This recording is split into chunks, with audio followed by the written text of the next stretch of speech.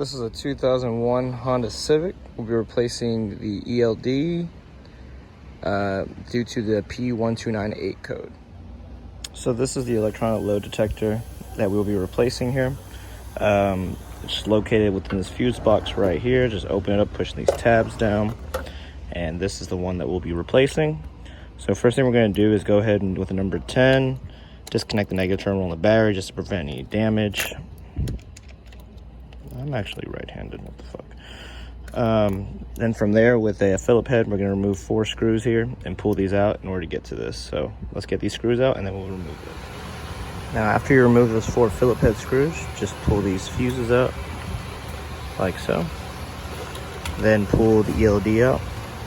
There will be a plug at the bottom. However, I already unplugged it. I just want to put it back together to show y'all. So just pull it out, sliding this out as well. And the plug would be on the side here. Just kind of push down and pull it out. There you are, the plug. So you just bring it out forward, some needle-nose pliers, and just keep to the side. And we're gonna go ahead and get our new one installed.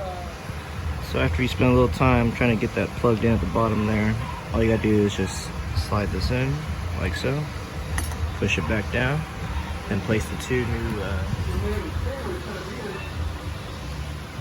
fuses down. So one here, right,